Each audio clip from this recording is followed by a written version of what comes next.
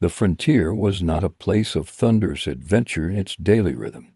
It was not all galloping horses, quick gunfights, or sudden bursts of excitement. More often than not, it was silence, broken only by the creaking of a wagon wheel, the whisper of wind across the open plain, or the slow crack of frost breaking on a frozen morning. For those who first arrived at the edge of settlement, the journey was itself a trial in patience. Wagons rolled slowly, carrying not luxuries, but only the most essential things: flour in wooden barrels, a few heavy tools, simple iron pots, a spinning wheel, a Bible, and a handful of clothes carefully folded and wrapped. There was little room for anything unnecessary, for every pound added to a wagon might mean the difference between making it over a muddy ridge or being trapped in the wilderness. Upon arrival, pioneers would not find waiting houses or cleared fields. Instead, there would be tall grasses, thick woods, rivers still untamed, and long stretches of land that seemed endless. Settling meant starting from nothing. A cabin would not rise in a day. First, trees had to be felled. The sound of an axe echoed slowly, steadily, hour after hour, until wood lay scattered across the forest floor. Hands grew blistered, backs bent, yet there was no rush, only the steady rhythm of labor. When the first logs were notched together into the shape of walls, it was a victory as quiet as it was necessary. The roof might be covered in bark or sod, the floor nothing more than packed dirt, and the windows sometimes nothing but cloth stretched to keep out the cold. Yet to the settlers, this was shelter, a place where the wind could not so easily find them, a place to rest after long days of work. Even food was a lesson in endurance. A bag of flour could be turned into bread again and again, stretched as far as possible, mixed with wild berries when they could be found, or with a pinch of cornmeal if another settler nearby had some to share. Meat, when trapped or hunted, was salted or smoked to last through the lean months. But the meals were rarely feasts. They were sustenance, quiet and plain. A bit of porridge, a strip of dried venison, a piece of bread baked over coals. Frontier survival was not glamorous. It was slow. It was heavy with effort. It was built on patience, on chopping wood without stopping, on kneading dough day after day, on repairing clothes until they could hold no more patches. And yet in this slowness there was a kind of rhythm that matched the seasons themselves. The settlers woke with the dawn, worked until dusk, and when night came, they sat by the fire, listening to its quiet crackle, grateful that it burned against the cold. To survive the frontier was not only to endure nature, but to become part of its silence, to understand that progress would never come quickly, to learn that a cabin, a field, or a family's safety was always the result of hundreds of small and remarkable tasks done carefully, patiently, and without expectation of glory. And so the first steps into frontier life were not marked by dramatic victories, but by a quiet acceptance of slowness. It was not a land for those who sought quick reward. It was a land for those willing to wait, to endure, and to let the rhythm of survival sink into their bones. The frontier was not merely the background of survival. It was its constant companion. Forests, prairies, rivers, and mountains shaped every decision, every chore, every quiet moment of life. Settlers did not conquer the land as stories sometimes claimed. They adapted, bent to its rhythms, learned its moods. The wilderness was vast, indifferent, and yet it carried a kind of steady companionship. It watched, it tested, it provided, and it endured. The forests were both gift and challenge. To step into them was to enter a world of shadows and endless green. Towering trees, oak, maple, pine, rose like columns, their branches knitting a ceiling of leaves that shifted with light and wind. The forest gave timber for cabins, fuel for fires, and game for the pot. Yet it also resisted, roots gripping soil, thickets snagging clothing, predators watching unseen. Men with axes and saws carved small clearings, but the forest always pressed close, whispering in the rustle of leaves, reclaiming with saplings what was taken. By day, it hummed with bird song and insect chatter.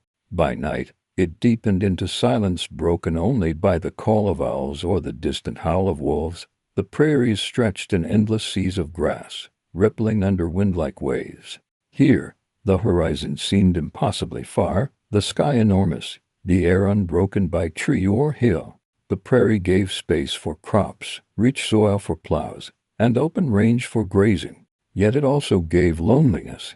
Families could feel exposed under its vastness, cabins like small islands in an ocean of grass. Prairie fires roared across it in dry seasons, and storms swept unbroken, their fury visible miles away yet impossible to escape. Still, the prairie carried beauty, the sight of flowers blooming in waves of color, the sound of meadowlarks singing at dawn, the vast silence that humbled even the strongest heart.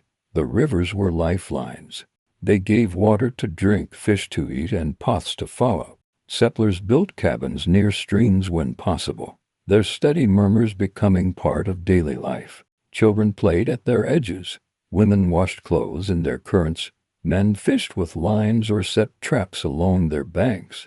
Rivers carried logs downstream, turned wheels for mills, and sometimes bore canoes or rafts bearing neighbors or traders. Yet rivers also flooded, sweeping away fences and fields, drowning livestock, cutting new channels without warning. In winter, they froze into glittering roads of ice, both blessing and danger, offering passage one day and cracking treachery the next. The mountains, where they rose, loomed like guardians. They offered stone for building, timber for cutting, streams of cold water. Their ridges were barriers but also guides, marking borders, holding secrets.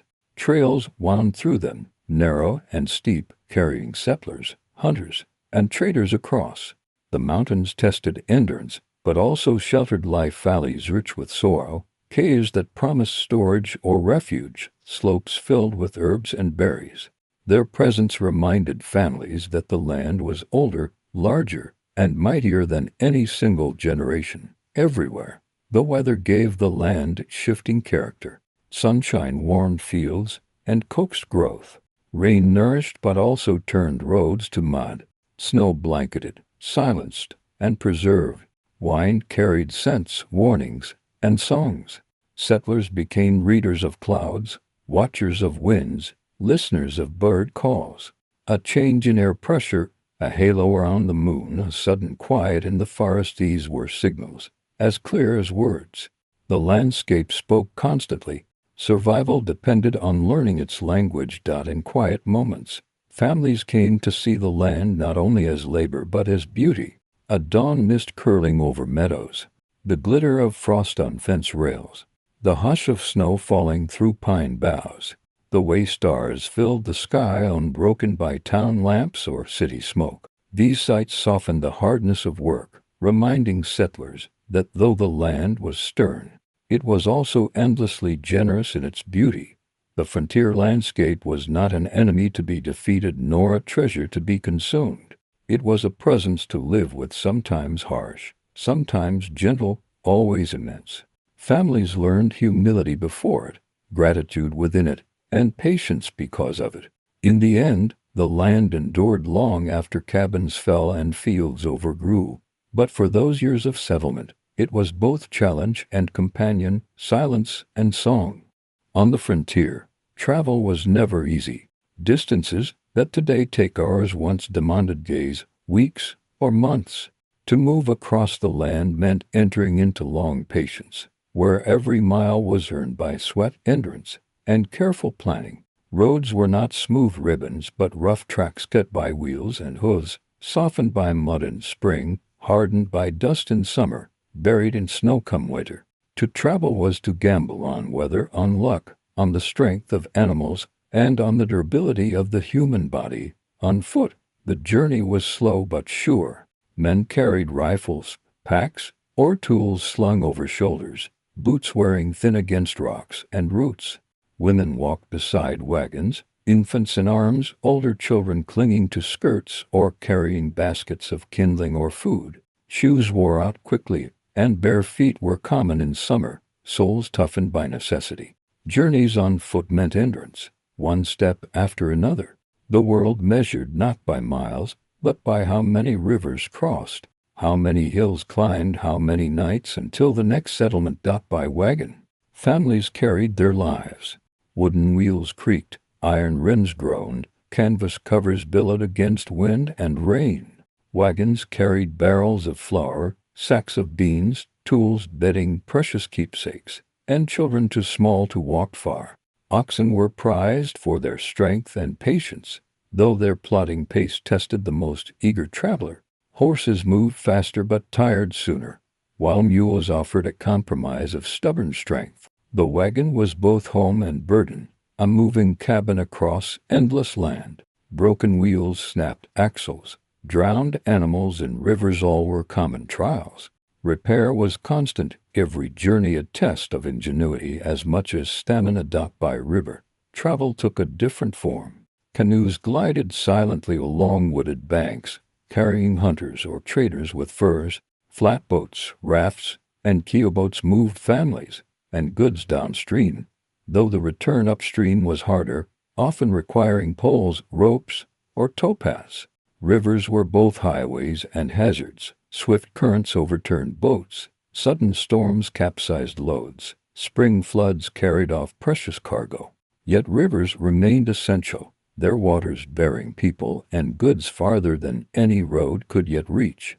Towns and cabins grew along their edges, their currents carrying the pulse of settlement. By horseback, travel became swifter but no less uncertain. Riders carried mail, news, or urgent needs across miles of open land. Saddlebags held food, water, and tools, while the horse itself was both transport and companion. Horses required care, watered, fed, rested, and so travel was always punctuated by pauses. Paths wound through forests, across ridges, over prairies, sometimes guided only by landmarks or the advice of those who had gone before. Trails became roads, but slowly carved by countless hooves and wheels pressing the same ground again and again. Travel was also measured in seasons. Spring thaw turned roads into rivers of mud. Summer dust choked travelers and animals alike. Autumn gave firmer ground but carried the urgency of beating winter's snows. Winter travel was possible but dangerous, sleds gliding across snow when it was firm, but storms and cold turning every mile into a trial. Families learned to time journeys carefully, to weigh the risks, to listen for signs in the weather before setting out. The journey between cabins or settlements could take half a day or more. A neighbor's visit was never casual, it was planned, prepared for, and often accompanied by gifts or errands. A trip to town, if one existed, was an event. Families saved lists of needed goods, bundled pelts or butter for trade, packed meals for the road, and set off with hope that the journey would be safe. Returning home, wagons creaked under salt, nails, fabric, and sometimes rare luxury, sugar, coffee, or a new tool. Travel also carried loneliness. The road stretched long, the horizon distant, and the sound of creaking wheels or hooves became a steady rhythm in the silence. Families sang softly, told stories, or simply endured, eyes fixed ahead. At night, travelers camped by their wagons, fires glowing against the dark, animals tethered close. The stars stretched endlessly above, silent witnesses to human patience. For all its hardship, travel was also connection. It linked families to neighbors, settlers to towns, farms to markets, rivers to distant lands. It carried news, letters, and word of events beyond the horizon. A traveler might bring seeds, recipes, or stories that widened the narrow circle of frontier life. In this way, the slow road became more than hardship, it became the lifeline of community. The frontier never allowed travel to be taken for granted. Each mile walked, each wheel turned, each river crossed was a reminder of distance and endurance. Yet settlers traveled because they had to, because survival depended on it, and because within the silence of those long journeys, there was also a quiet kind of freedom, the vast land ahead, the steady rhythm of steps, and the knowledge that every movement, however slow, carried life forward. On the frontier, animals were not ornaments or luxuries. They were workers, companions, and in many cases, lifelines. Each cow, horse, chicken, or dog carried weight far beyond its size, shaping the rhythms of survival as surely as tools or seasons. Families depended on them for food, labor, and protection, and in return cared for them with steady patience. In a world where every resource mattered, animals were not taken for granted. They were woven into the fabric of daily life. Cows were among the most prized possessions. A good milk cow meant butter churned weekly, cheese pressed and salted, milk poured for children. Their lowing became part of the frontier's soundscape, steady and comforting. Calves promised future herds, but cows also required constant care. They had to be milked each dawn and dusk, fed in winter when pastures lay buried, protected from wolves and disease. The rhythm of milking pail clinking, milk steaming in cold air, hands working patiently was as important as the rhythm of prayer. Without cows, many families would have faced greater hunger and loss. Horses carried pride and purpose. They plowed fields, pulled wagons, carried riders to distant towns. Their muscles turned the wheels of settlement, their presence lifting spirits as much as loads.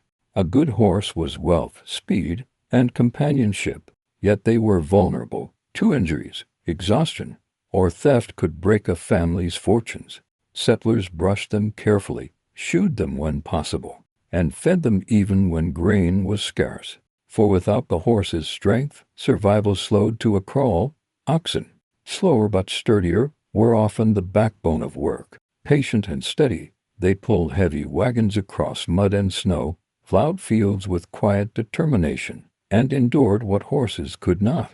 Their broad shoulders bore the frontier's heaviest burdens. Families grew attached to their plodding rhythm, their breath steaming in the cold, their eyes calm and unhurried. Oxen asked little, gave much, and left memories as enduring as cabins and fences. Chickens brought daily gifts. Eggs filled baskets, their shells fragile but their value immense. Chickens scratched in yards, eating insects, clucking softly, feathers glowing in the sun. They provided meat when necessary, though often kept longer for their steady laying. Children learned responsibility by tending coops, scattering grain, gathering eggs with careful hands. A predator's raid on a henhouse was no small loss. It meant weeks of missing meals, and the silence of clucks no longer heard. Pigs rooted in pens, turning scraps into sustenance. Their squeals echoed across farms, their sturdy bodies promising meat, lard, and even bristles for brushes. They were clever, sometimes too clever, finding ways to break fences and wander. Yet their value was immense. A slaughtered hog provided months of meals. Salt pork hung in smokehouses, sausages filling casings, fat rendered into soap and candles. Few animals gave so much in return for the scraps they consumed. Sheep offered wool, the raw material for warmth. Their fleece became yarn, yarn became clothing and blankets. Lambs were fragile, used gentle, and the flock demanded watchfulness against predators. A family that kept sheep carried more than food. They carried comfort against the cold, the promise of clothing stitched from their own land. Dogs were protectors and companions. They barked at intruders, warned of wolves, herded animals, guarded children. Loyal, watchful, and brave, dogs gave settlers peace of mind. At night, their ears caught sounds humans missed. By day, they walked beside hunters, noses keen, bodies tireless. Beyond labor, dogs were comfort. Children clung to their fur, whispered secrets into their ears, found in them a softness against the hardness of frontier life. Cats, too, found their place. They kept cabins free of mice, protecting grain and stores from gnawing teeth. Their purrs filled quiet evenings, their sleek forms curling near fires. Settlers valued them not only for their usefulness, but for their presence, a small reminder of gentleness amid labor. Wild animals sometimes blurred into this companionship. Settlers learned to respect the deer that fed them, the birds that signaled weather, even the wolves that circled in winter. Trappers brought beaver pelts, yet admired their skill. Hunters shot bears, yet spoke of their strength with awe. In the wilderness, animals were both threat and teacher, rivals for food but also reminders that survival was a shared struggle. Tending animals was never-ending. Fences mended, pens cleaned, water carried, feed measured. In winter, animals shared the hardships of humans huddled in barns against cold, fed from hayricks, dependent on stored grain. Children trudged through snow to check coops. Men rose in storms to bring animals inside. Women milked cows in barns where breath rose like smoke. Caring for animals was labor, but it was also connection, a bond formed in routine and trust in the exchange of life for life. In the end, the frontier was not endured by humans alone. It was endured by humans and animals together, their fates intertwined. A dog's bark, a cow's low, a horse's whicker, a hen's cluck, these sounds formed the music of daily survival. Without them, the frontier would have been lonelier, harder, and perhaps impossible. With them, it became a shared endeavor, each creature contributing, each voice part of the same quiet chorus of endurance. When the sun sank behind hills or plains, the frontier changed its voice. Day's clatter of axes, clucking of hens, creak of wagons, and laughter of children softened into silence. Night was not a backdrop, but a presence thick, enveloping, absolute. Without street lamps or lantern-lit towns, the frontier's nights belonged to the sky and to the imagination. Families learned to end their days not with haste but with gentle ritual, each step toward rest an act of gratitude for another day survived. Darkness on the frontier was profound. Once the hearth's fire dimmed and candles were snuffed, the world slipped into velvet blackness. Outside, cabins stood like small islands of light adrift in a sea of shadow. A lantern carried to the barn made a golden halo, fragile against the night's depth. Children sometimes feared it, whispering of shapes beyond the circle of firelight. Adults respected it, for they knew the dangers it concealed: predators prowling, storms stirring, accidents waiting in unseen corners. The sky compensated for the lack of earthly light. Stars glittered in multitudes unseen by city eyes, spilling across heavens in silver rivers.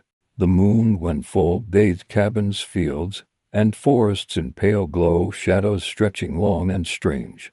Settlers marked time by its phases, planting or harvesting by its light, traveling by its guidance when no other lamp could be carried far enough. Shooting stars streaked, northern lights shimmered in higher latitudes, and all these sights reminded families of both the vastness and the intimacy of their world. Evening rituals anchored the household. Animals were checked once more, cows bedded, chickens cooped, horses tied and fed. Doors were latched, shutters drawn, embers banked carefully to last until dawn. Supper dishes were washed with warm water, dried, and stocked. Children, tired from chores and play, changed into night clothes, their hair brushed, their hands washed. Prayers were spoken softly, often while kneeling by beds or gathered around the hearth. Then, slowly, the cabin settled. Quilts were pulled tight, whispers hushed, the room breathing in unison as slumber spread. Beds were simple but cherished. Straw tick mattresses crunched gently, replaced and stuffed with fresh straw when old. Quilts lay heavy, patched and pieced, holding warmth as well as memory. In winter, families slept close, sometimes several to a bed, sharing body heat against the cold that crept through walls. Babies slept in cradles near the fire, mothers waking at the smallest stir. The sounds of rest, gentle snores, the crackle of cooling embers, the sigh of wind outside became the night's lullaby. Dangers of night lingered at the edges. Wolves howled from distant ridges, coyotes yipped across prairies, owls called from forests. These voices were not constant threats, but reminders that humans were not alone in the wilderness. Sometimes a dog barked sharply, and men rose to check with lantern and musket. Storms could arrive unseen, their winds rattling shutters, their rain hammering roofs until sleep was shallow and restless. Fires, too, were feared. An untended flame, a spark from the hearth, could turn slumber into disaster. Night carried peace, but it carried risk in equal measure. Nighttime tasks still existed. Infants cried, needing milk. The sick moaned, requiring tending. A cow might cower in darkness, pulling the farmer from bed into the barn with lantern in hand. Winter storms demanded extra wood hauled indoors at midnight. These interruptions were endured with patience, folded into the rhythm of survival. Each night unpredictable yet steady in its demands. Stories softened the night's edge. Parents told children tales of old countries, of scripture, of fables with morals tucked inside. Folk songs were sung softly, lullabies woven from memory. These words lingered in children's dreams, giving the night a voice gentler than the howling wind outside. In the stillness, storytelling became a form of light, casting imagination's glow where candles could not. Yet for all its dangers, night also carried deep peace. Work paused, chores ended, conversations quieted. Families lay together under roofs they had built, on land they had claimed, breathing the same cool air drifting through cracks and chinks. They slept with the knowledge that morning would bring labor again, but for now the world was still. The darkness was not emptiness. It was rest, renewal, a reminder that survival required not only effort but surrender. On the frontier, night was not feared, not celebrated, it was simply lived. A quiet embrace, vast and star-filled, reminding settlers that their lives were small threads in the greater fabric of earth and sky. In its silence, they found the strength to face another dawn. On the frontier, health was never taken for granted. Life pressed hard upon the body. Long days of labor, rough food, harsh weather, and illness often came as quietly as the night wind. A fever, a cough, an infection from a small wound, each might seem ordinary, yet in cabins far from doctors, such ailments carried weight heavier than any storm. Families knew that survival was not only about shelter and food but about the daily, patient tending of fragile flesh. Illnesses were common companions. Fevers rose in the night, leaving children sweating beneath quilts. Coughs lingered through winter, echoing in cabins where smoke already thickened the air. Dysentery and stomach sickness swept through households when water was tainted or food spoiled. Malaria haunted lowlands. Its chills and sweats endured with no cure but time. Smallpox, measles, or influenza, when they came, spread swiftly, sparing few, leaving scars or sorrow in their wake. Families endured, not knowing when health would return, only that it must be waited for with care and prayer. Injuries were constant threats. An axe slipped, and a hand or leg bore the cut. A fall from a horse cracked ribs or broke bones. Burns came from stoves, frostbite from winter winds, bites from animals both wild and tame. Infection lurked in every wound, and without antiseptics, even scratches might turn grave. Settlers cleaned cuts with boiled water or whiskey, bound them with cloth, prayed for healing. Some survived by strength and fortune. Others did not. The wilderness was generous but unforgiving. Remedies came from knowledge as old as memory. Herbs gathered in spring and summer hung from rafters. Chamomile for calm, peppermint for digestion, sage for sore throats, willow bark for pain. Onion poultices were pressed against chests to ease coughs. Mustard plasters spread warmth across aching bodies. Honey soothed throats. Vinegar cleansed wounds. Garlic was eaten for strength. These cures were imperfect, sometimes ineffective, yet they were all families had.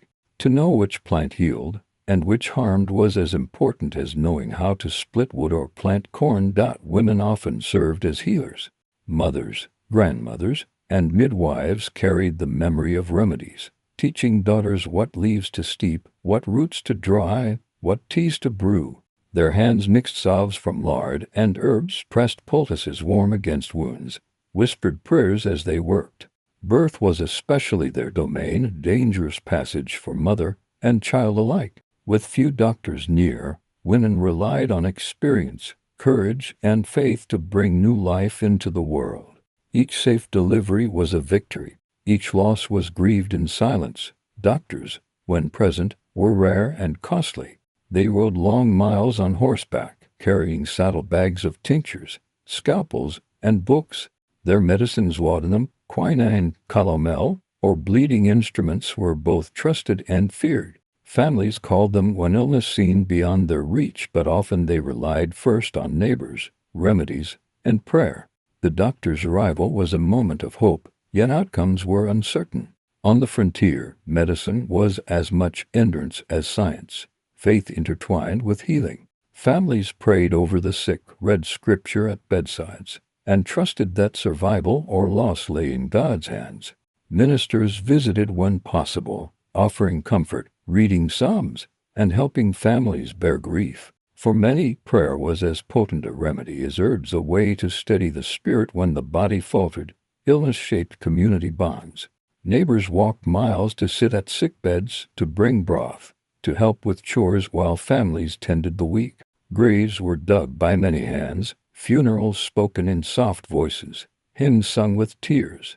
Loss was shared, never borne alone. The community became a medicine of its own, offering strength when individual families faltered. Yet health was not only threatened, it was also cherished in its presence. A child's laugh after fever broke, a mother rising from her bed after childbirth, a father returning to the field after healing from an injury. These moments were celebrated not with feasts but with quiet gratitude, meals shared, prayers whispered, neighbors smiling with relief. Survival itself was proof of resilience. The frontier's battle with illness was not dramatic but steady. It was fought with herbs, quilts, patience, and prayer. It was fought with hands that washed wounds, voices that soothed fears, and spirits that refused to surrender. Health was fragile, always at risk, but each day endured was a testament to the quiet, unyielding will to live. On the frontier, education was not a guarantee. It was a fragile thing, often stitched together from memory's scarce books and the patience of tired parents. Yet even in cabins of rough-hewn logs, far from cities and universities, learning took root. Families believed in its worth, not because it promised riches, but because it offered understanding, a way to read scripture, to count seed, to write letters to loved ones across oceans or plains. Knowledge was a kind of lantern, flickering, but precious against the wilderness' long shadow. Home was the first classroom. Mothers and fathers taught children letters by scratching them into ash on the hearth or tracing them with sticks in the dirt outside. Older siblings helped younger ones recite alphabets, syllables, and simple prayers. Reading often began with the Bible, its verses repeated aloud until the words became familiar. A tattered primer, if owned, was passed carefully from child to child, its pages worn thin, corners smoothed by countless fingers. Writing came slowly, with slate and chalk when available, or by scratching into scraps of paper with quills cut from geese. Ink was a luxury, made from soot or berries, often fading but still carrying words across years. One-room schoolhouses appeared as communities grew. Small, square buildings of logs or rough boards, with a stove in the center and benches along the walls. The teacher was sometimes barely older than the eldest students, hired for a season, paid in goods or small wages. Lessons were plain: spelling, reading, arithmetic, geography, history, scripture. Children of all ages sat together, the youngest learning letters while the oldest puzzled over fractions or copied maps. The room was noisy with recitations, chalk scraping, and the crackle of firewood. Windows let in light, though winters left breath steaming in the air. Books were treasures. The McGuffey reader, the Bible and almanac, these might be the only printed words in miles. Families cherished them, reading aloud by candlelight, passing them from hand to hand. Stories taught morals, lessons taught discipline, and the very act of holding a book carried dignity. Newspapers, when they arrived from distant towns, were read until their ink smudged, then read again. Letters from relatives across the ocean were preserved like relics, unfolded and refolded until the creases nearly split, each word carrying the weight of home and memory. Learning was practical. Arithmetic meant keeping accounts of seed and grain, measuring fields, calculating trade.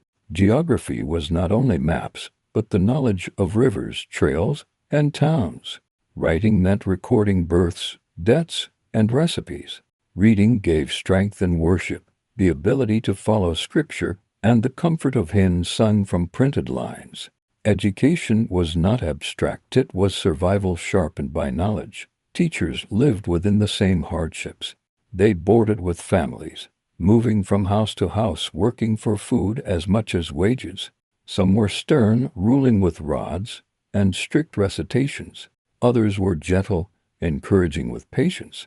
Yet all carried the same task: to bring light into cabins where candles burned short and lives bent under labor. Their work was quiet but enduring, planting seeds that grew slowly but surely into literacy, memory, and connection. Children balanced chores with study. School was attended when possible, but fields, animals, and family needs often pulled them away. Spring planting, autumn harvest, these times emptied classrooms. Winter brought fuller benches, when work slowed and children could walk through snow together in warm schoolhouses. Learning was never constant, always interrupted, yet it persisted. A child might learn to read at 12, to write at 15, to finish their first book only in late youth. Progress was uneven, but it was progress nonetheless. Education also passed through stories.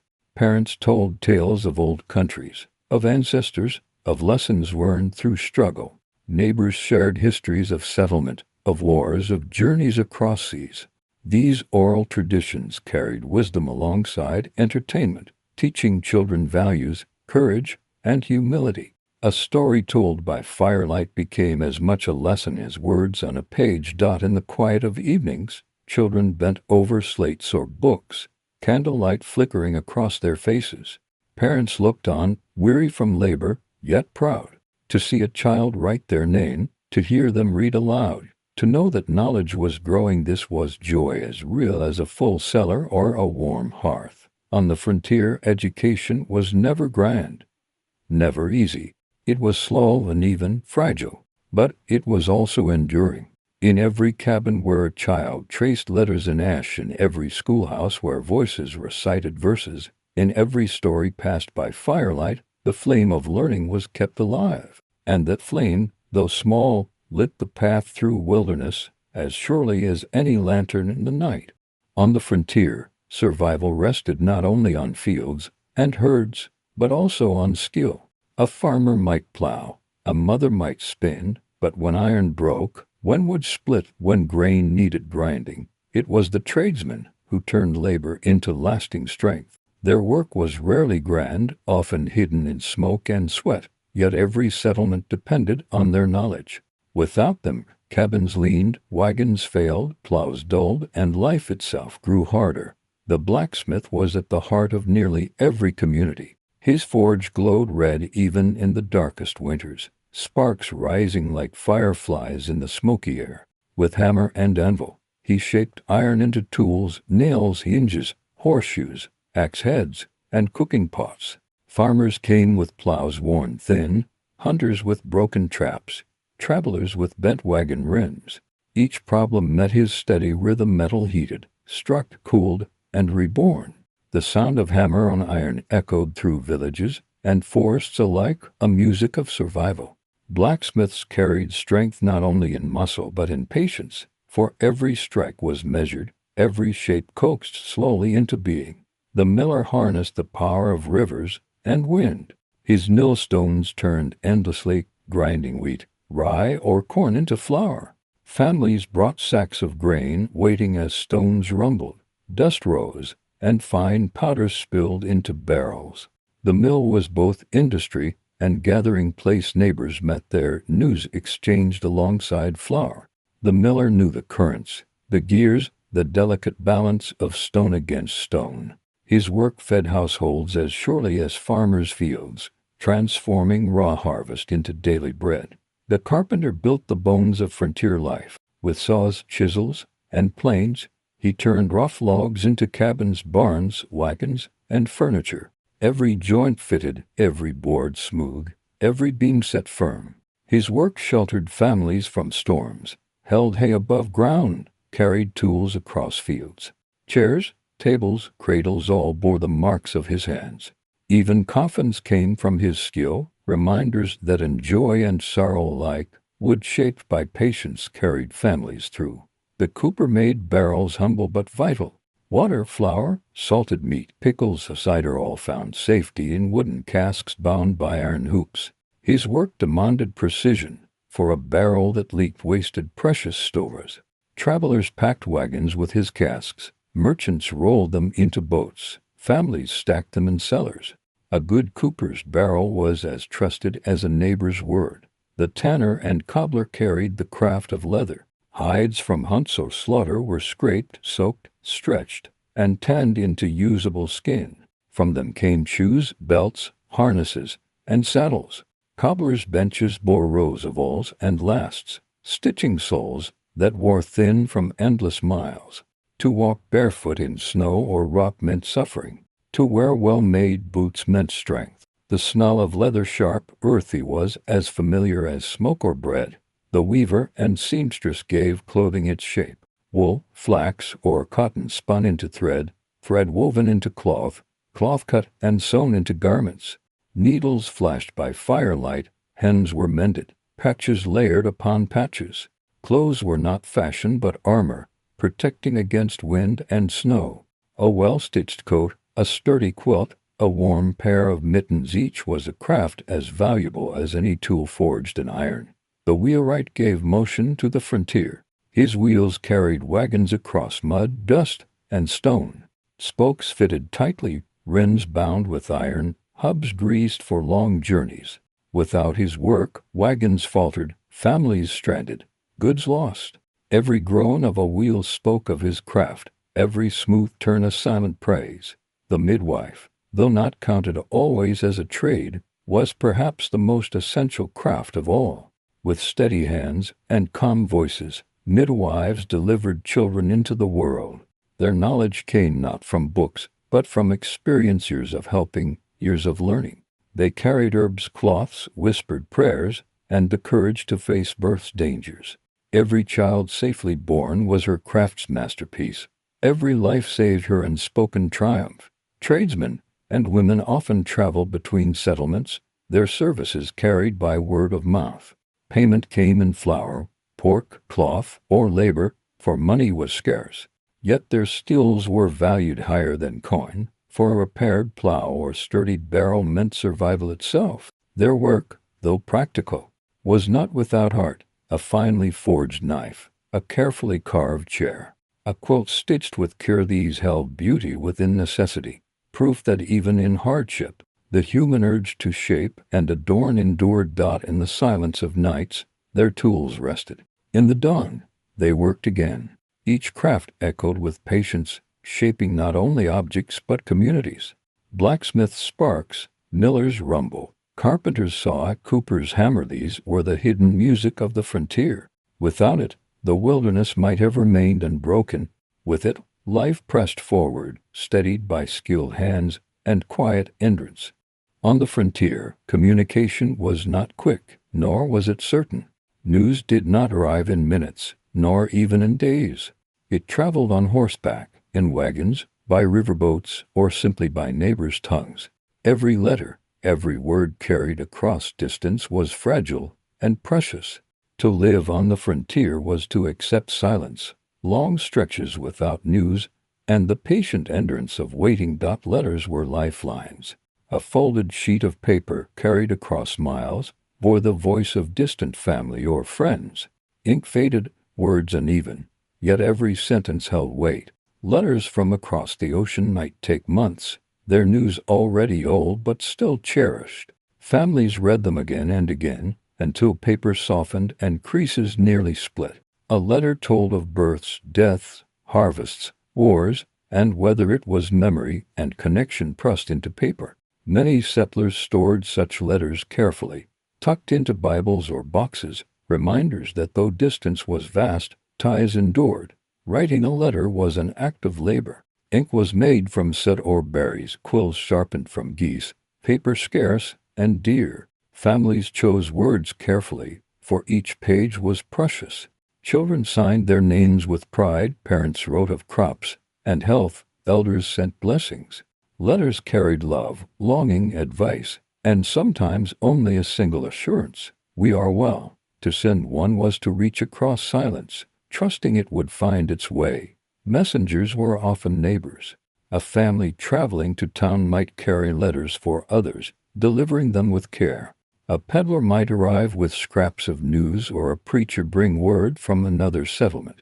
Word of mouth was swift, but mutable stories shifted, details blurred. Yet gossip and rumor were part of frontier news, filling gaps where letters could not reach. Newspapers, when they came, were treasures. A single copy might be shared across dozens of families, read aloud in cabins or at gatherings. News of wars, politics, inventions, or distant disasters carried excitement and wonder. Advertisements for tools or remedies were studied, though most remained out of reach. Farmers scanned almanacs for planting advice, weather predictions, and signs of seasons. Even old issues were kept, reused for wrapping, kindling, or reading again. The spoken word carried as much weight as the written. Neighbors exchanged news when meeting at mills, churches, or barn raisings. Births, illnesses, marriages, and deaths were shared quietly, spreading slowly but steadily across miles. A story told in one cabin reached another days later, weaving a thread of connection across scattered settlements. Silence, too, was communication. The absence of letters, the delay of a traveler, the quiet of months without word all spoke loudly. Families learned to live with uncertainty, to hope without news, to carry on with only faith that distant loved ones endured. Patience was the frontier's language, spoken not with words but with waiting. For children, letters and stories shaped imagination. They learned of cities, ships, and lands they had never seen. They traced letters slowly, dreaming of sending their own someday.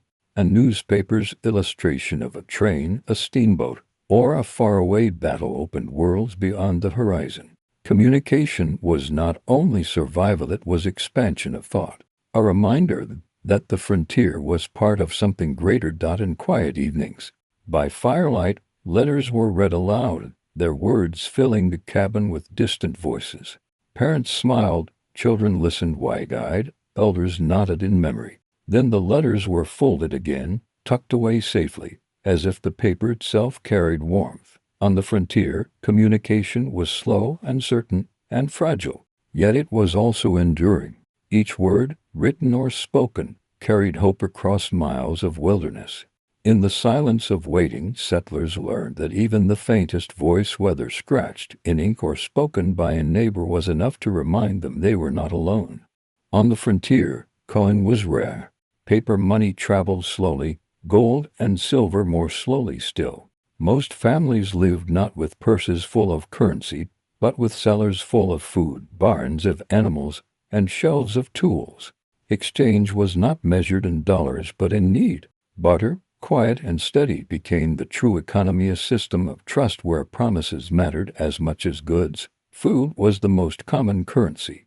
A basket of eggs for a sack of flour, a side of pork for a bolt of cloth. Potatoes, apples, butter, or cheese traded hands as often as coin in towns. Families measured wealth not in banknotes, but in how much they could spare to trade without risking their own winter supply. Preserved goods, pickled cucumbers, jars of beans, smoked fish were valued highly, their durability giving them the weight of coin. Labor was often exchanged. A man might help raise a neighbor's barn in return for help harvesting his own field. A woman might sew dresses or mend clothes in exchange for butter or soap. Children carried messages, hauled water, or watched younger ones in return for small favors. Work was the currency of community, each act banking goodwill for future need. Tools and materials passed often through barter. A sharpened axe could be traded for seed corn. A wagon wheel repaired might be paid with grain or chickens. Nails, rope, and plowshares were prized, often worth more in trade than money could buy. Families who had skill in blacksmithing, carpentry, or weaving found themselves rich in barter, their services sought by neighbors who repaid not with coin but with food. Hides or firewood, animals were valuable currency. Calves, piglets, chickens, and lambs were exchanged as investments in future survival. A pair of oxen might be worth months of labor, a horse more than most families could offer. Chickens, with their steady supply of eggs, were commonly bartered. Dogs, too, sometimes passed between families, their loyalty and protection valued as much as livestock. Peddlers and traders brought wider exchange. They arrived with wagons filled with needles, pins, fabric, spices, and tools. Payment might be in pelts, butter, or honey. Sometimes coin passed, but more often goods filled the gaps. These visits were events, families saving for weeks to trade, children marveling at objects from distant places. A small luxury, a tin cup, a comb, a piece of candy could feel as precious as silver. Trust was the foundation. Promises to repay after harvest, to share milk once the cow calved, to deliver logs when the weather cleared. These were common agreements. Reputation was wealth. A neighbor known to keep his word was welcomed in trade. One known to break promises was quietly avoided. To fail in barter was not merely to disappoint, it was to risk the fragile web of community that made survival possible. The quiet gatherings of trade became social as well as economic. At mills, women exchanged butter and cloth, men traded tools or hides, children bartered marbles or rag dolls. Barn raisings ended with shared meals where small trades were made. Churches became places not only of worship but of whispered exchanges. Seeds swapped, jars of preserves promised, news of a peddler's arrival spreading quickly. Trade brought variety. Coffee beans, when found, were treasured and stretched thin. Spices like cinnamon or pepper carried from distant lands flavored rare feasts. Cloth of bright color, needles of fine steel, or a single bar of soap made from store-bought oil. These small items carried through barter transformed daily life with touches of comfort and joy. In the end, the frontier's economy was not built of banks or markets, but of quiet promises and shared need. Families traded what they had, offered what they could, and received what they lacked. It was not wealth in coin, but wealth in connection, in knowing that each gave and each received in turn. The rhythm of barter stitched communities together, making survival not just possible but communal. On the frontier, leisure was rare. Most days ended with weary bodies and calloused hands, but even in the hardest lives, there was a need for joy.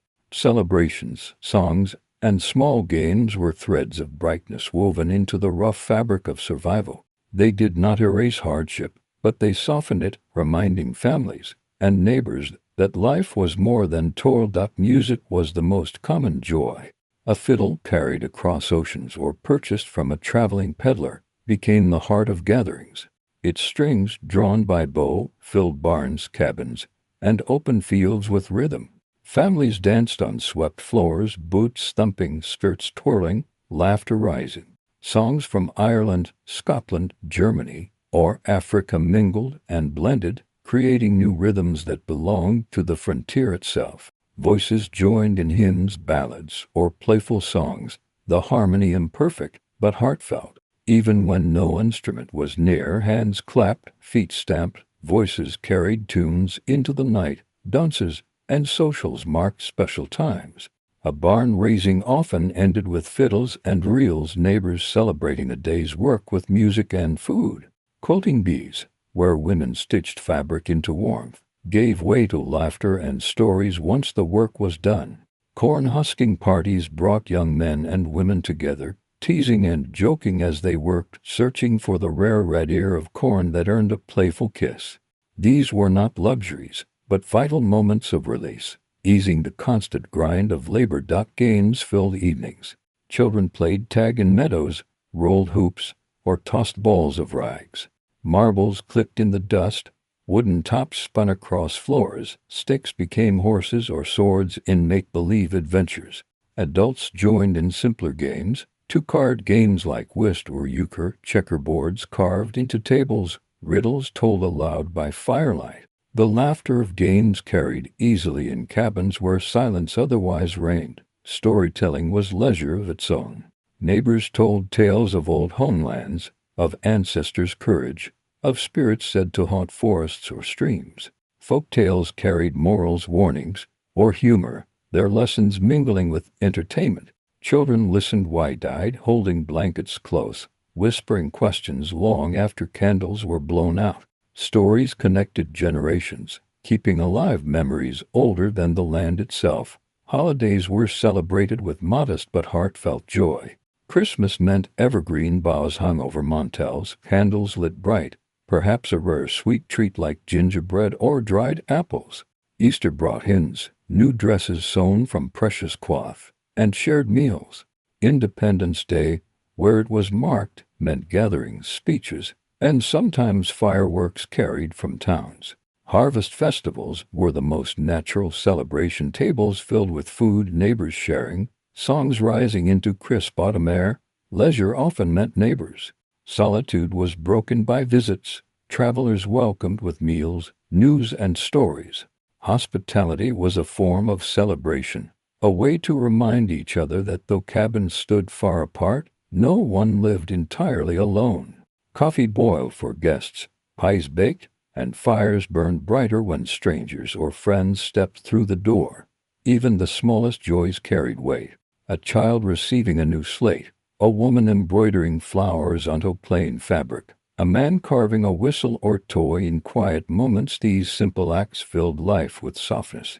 Leisure did not require wealth. It required only time stolen from labor, a candle burned longer, a voice lifted in song.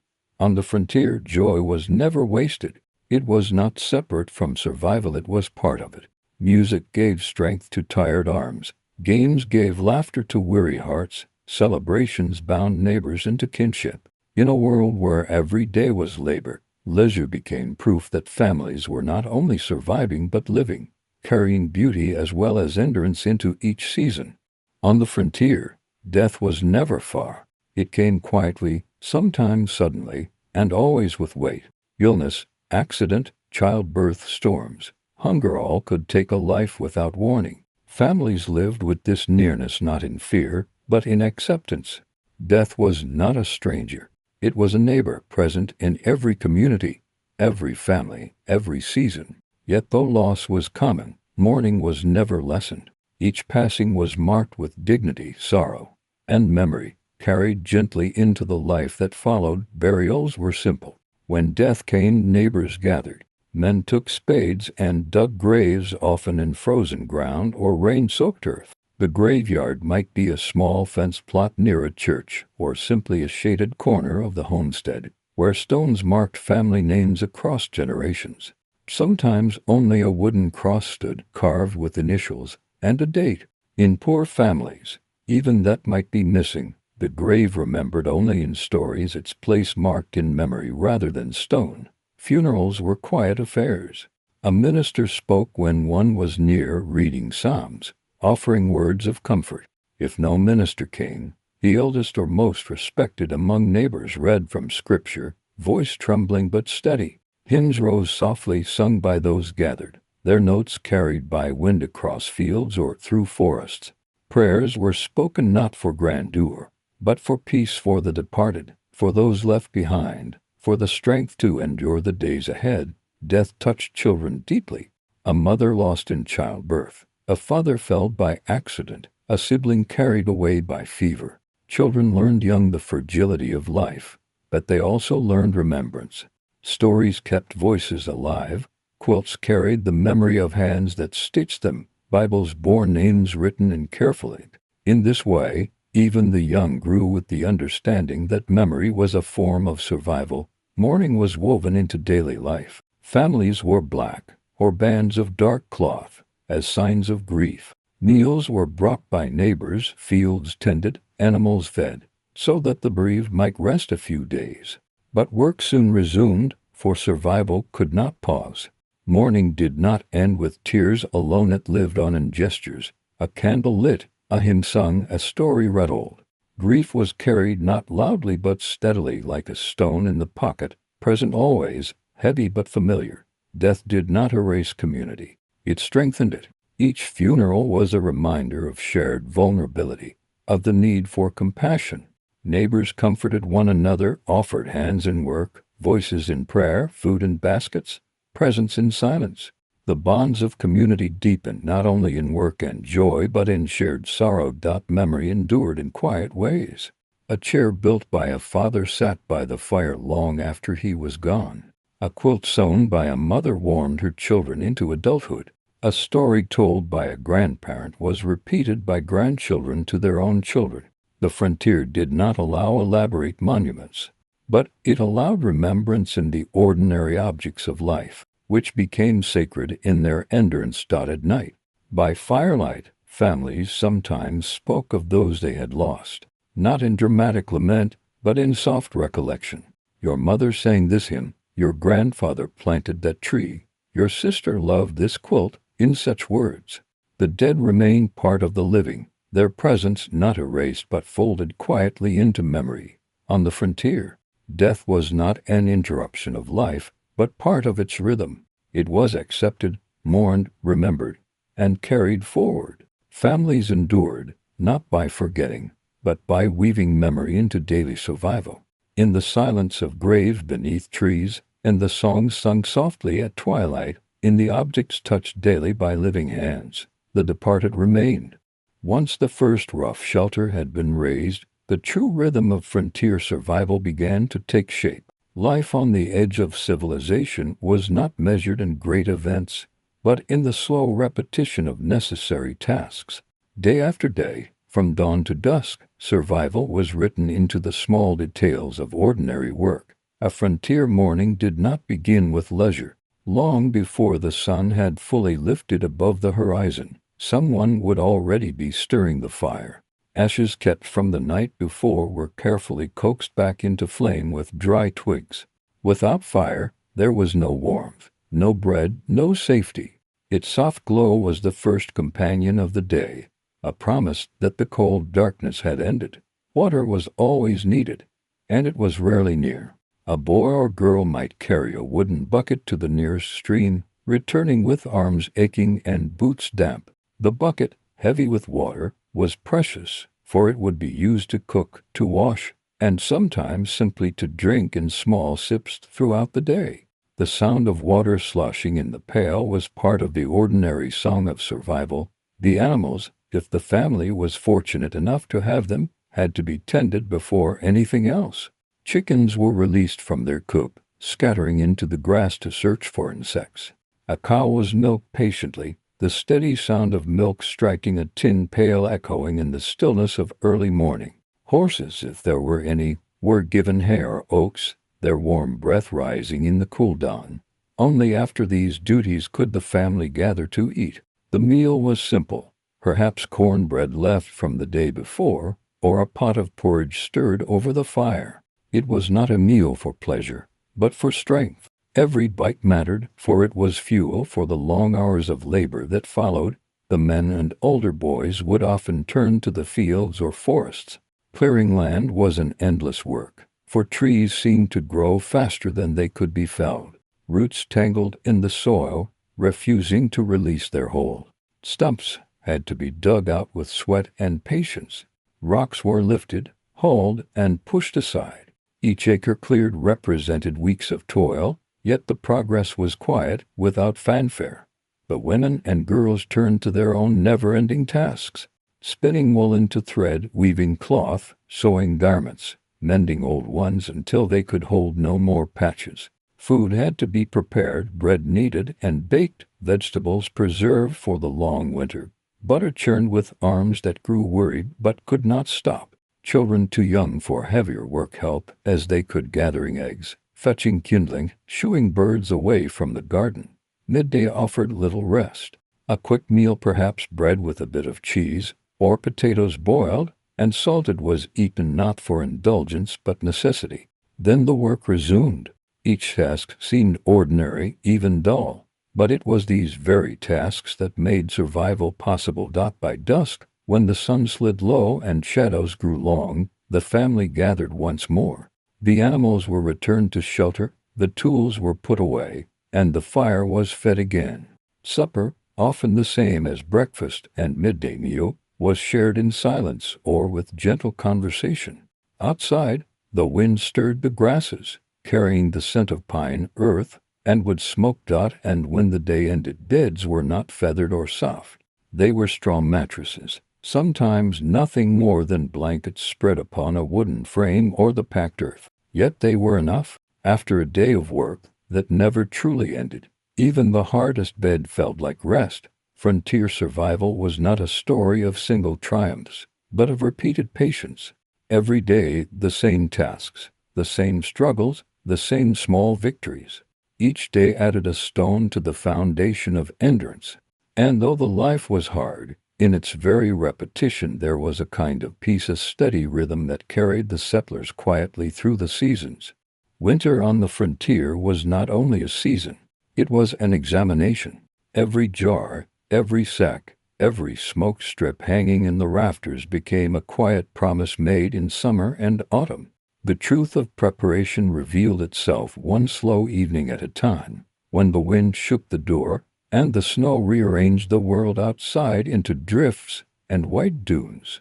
Meals were no longer variety but arithmetic, a measured ladle, a careful cut, the steady count of weeks remaining until the thaw. The planning began months earlier, in late spring and summer, when the garden's green surprised the eye. There was no illusion that abundance would last. Beans climbed strings, corn stood in tight rows, squash sprawled in low curves. Each plant was not just a plant, but a portion of February. Herb sage, thyme, mint were gathered, and tied in small bundles hung near the ceiling to dry, where smoke from the hearth powerfully scented them, and the air. Children learned to tell which leaves felt brittle enough to crumble into a pot, and which still held too much sap. The smallest hands turned to gathering wild strawberries in June, blackberries in July, late apples on windfall days. What couldn't be eaten fresh was put aside. The cupboard was a calendar. There were the meat days, too quiet, work-heavy days rather than celebrations. If a deer was taken in autumn, it was field-dressed with patience. Some cut salted in a barrel with coarse crystals. Some hung in the smokehouse to whisper cure for a week or more. Pork was prized because it could be preserved in so many ways. Salted, smoked, rendered into lard that would later seal crocks of cooked meat and keep it from spoiling. Beef might be cut into long strips and dried into a leathery assurance that would soften when simmered in a stew. Fowl were plucked, cleaned, and sometimes preserved in fat, an old method the settlers learned from older traditions and neighbors. A well-tended smokehouse, nothing more than a sturdy shed with a low fire, and a patient mind could stretch an animal across the entire winter. Root cellars were the winter's heart. Dug into a hillside or below the house itself, they held a steady coolness that was neither freezing nor warm. Bins lined with straw cradled potatoes, turnips, carrots, and beets. Cabbages sat heavy in their own layers. Onions hung from rafters and braids. Crops of sauerkraut, brined cucumber pickles, and fermenting beets hid under wooden lids, the air around them holding a faint acid note that meant safety. Vinegar was a quiet ally. A jug made from cider could be used to preserve vegetables and even flavor stews when other luxuries had run out. The children learned to step carefully and quickly in this place. Candles' low lids replaced immediately. The door closed with gentle certainty to conserve the fugitive cold. Green was a different arithmetic. Corn dried on the cob or shelled and kept in sacks.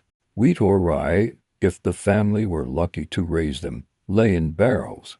A small hand mill or a mortar and pestle turned kernels into meal. On some evenings, lye was made from wood ash and water to prepare hominy from dried corn, softening the tough kernels into something more digestible. Flour was reserved as a treasure, and when it grew scarce, breads were stretched with cornmeal. The daily loaf was not white or soft. It was dense, a brown or yellow brick that carried families through the cold. The frontier knew coffee only when trade allowed. Often there was none. Chicory roots roasted to a dark bitterness stood in.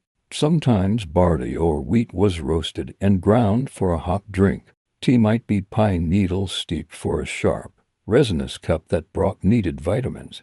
Sugar was a luxury, but maple sugaring in late winter when the days thawed and nights froze again offered hope. Metal spiles tapped into sugar maples, buckets catching the clear sap, the long boil in an outdoor pan turning it into a sweet, dense syrup that crystallized on cold air like a small miracle. Molasses from trade routes could sometimes be bartered for at distant stores. When it was on the shelf, It stretched sweetness across many bowls of porridge. Salt defined what could be saved and what had to be eaten quickly. A family's worry about salt supplies was practical, not theoretical. Without it, meat spoiled, butter soured poorly, pickles failed. If the nearest town were far, someone might make a winter ride for a small sack of coarse grains, wrapped carefully, never left near damp. Salt was a simple mineral that became a winter gatekeeper. A barrel of it felt like wealth. Eggs had their own solutions. In the late fall, eggs could be preserved by sealing the shells in a lime or water glass solution in a cold place, turning fresh abundance into winter utility. Butter could be washed and salted, then packed into crocks and kept cold. Cheese was more than a food. It was a time machine. Curd set from milk in summer, pressed and salted into rounds, matured in cool corners, and became harder, sharper sustenance when the pots outside were erased by snow. The hands that learned to judge curd firmness by feel also learned to hear a wheel of cheese when tapped its ring, telling stories about moisture and aging that never made it into books. The winter kitchen was a slow theater of steams and broths. A bone would be simmered for hours, coaxing out the last of its strength. The pot did not waste. Onion ends, carrot peels, tired celery if they had any went in. A handful of dried beans might turn a thin broth into a supper. If flour was short, a spoonful of cornmeal thickened things. Herbs, even when sparse, changed a week. Thyme stiffened a stew's backbone. A bay leaf, rare as a coin in some cabins, made the pot taste traveled. A stew kept warm at the hearth, moved closer and farther from the coals as the day required, kept a house alive not only with calories, but with the gentle signal that things were under control. Rationing was a practice and a mindset. A mother might count out biscuits in her head as she kneaded dough, cutting them small and uniform so that the youngest received first. The oldest learned patience, and no one left the table feeling the unfairness that hunger can magnify. A father might slice a smoked ham with sparing hands, each piece nearly translucent, a ribbon of fat, a necessary fuel. Those who had hunted or trapped knew the traplin's quiet arithmetic. Some days empty, some days one rabbit, rarely more. Skins were dried for trade. Meat, when it came, was shared without boasting. It felt unlucky to boast in winter. The hungry months, often late winter into early spring, were famous without needing names.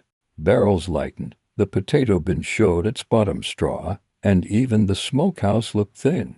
The garden seed was set aside no matter what. Eating next year's seed meant forfeiting the year after. It was a rule as serious as prayer. In these weeks, neighbors mattered. If one family's cow calved early and milk flowed, another family might quietly leave a sack of potatoes at their door in return. There were few debts more complicated than kindness, and none more carefully remembered.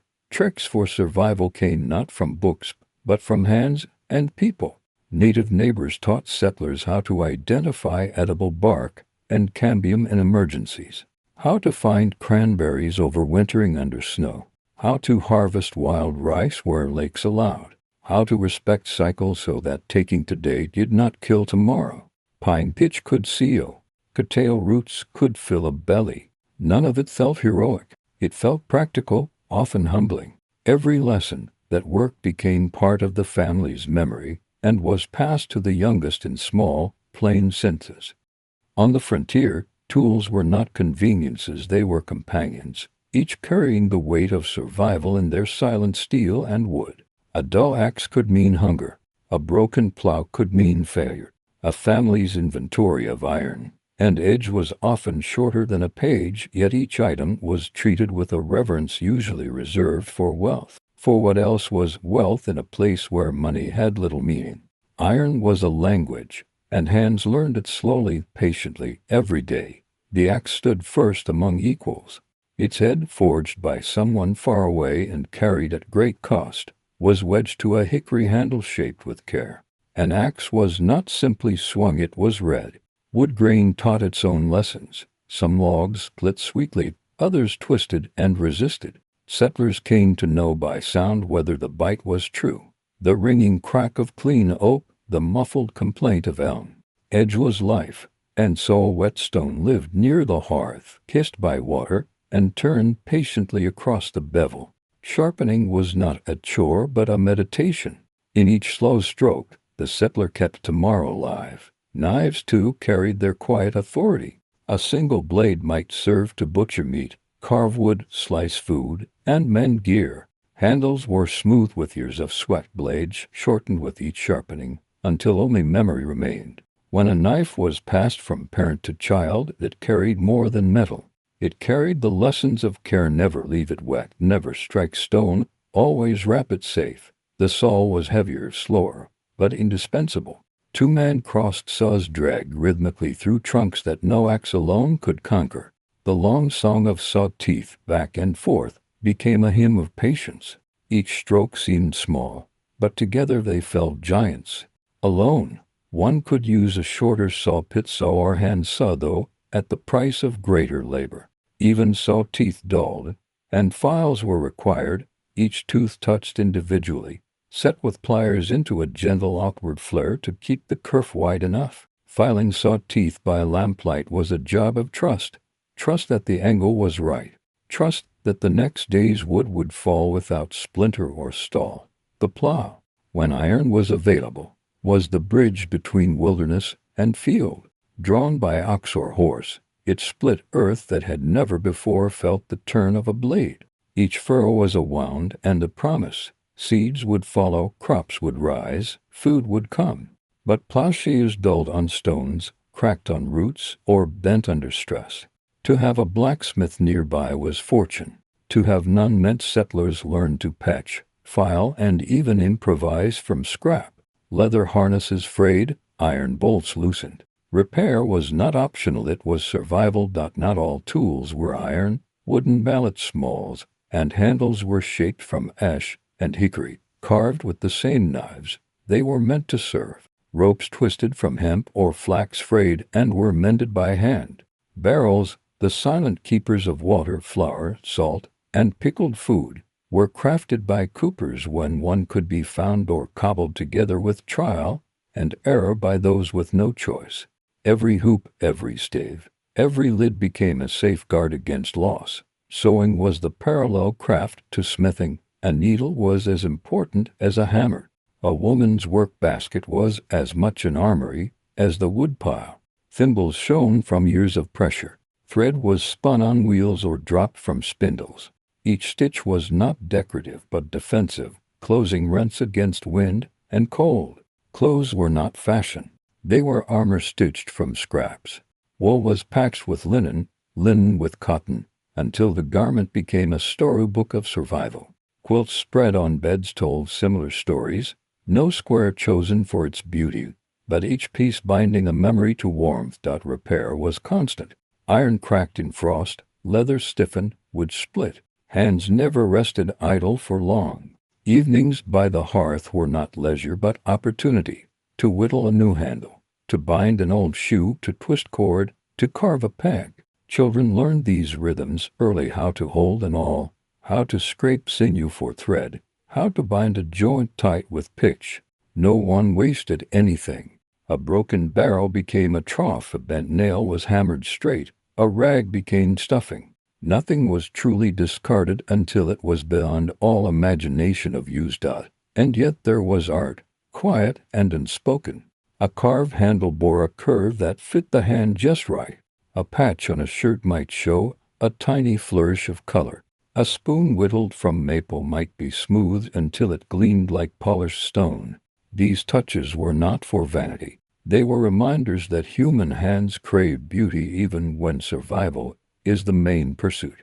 The frontier did not erase art. It pressed it into daily objects, modest and enduring. If a blacksmith lived within reach, his shop became a sacred place. The sound of hammer on anvil carried across fields like a promise. Sparks flew, bellows sighed, and iron softened in the glow. Here, broken plows found new life, horseshoes were shaped, nails were made, and 100 small tools were coaxed into being. Payment was not always money, sometimes a bushel of grain, a side of meat, a day's labor in return. The smith's fire was not just his. It was the community's. Still, in many cabins there was no smith nearby, no store within days. Families became smiths, cobblers, coopers, weavers, and carpenters all at once. It was slow work, uncelebrated, but it was the very pulse of frontier survival. A cabin stood not because it was built once, but because it was mended daily. Tools lasted not because they were strong, but because they were cared for as carefully as children. In the end, the true craft was not in wood or iron, but in patience. Every repair, every stitch, every sharpening stroke was a lesson in endurance. And though the tools seemed small, an axe, a knife, a pot, a needle, they became the quiet machinery of survival. Without them, the wilderness swallowed men. With them, a family could carve out a home in silence and stay. On the frontier, childhood did not end, but it was thinner, quieter, stitched between chores and lessons that came not from books but from repetition. A child was rarely idle. From the moment they could walk steadily and carry a small pail without spilling, they became part of the household rhythm. Yet even here, in this world of work, there were glimmers of laughter, fragments of play, and the whisper of dreams carried across prairie winds or through forest shadows.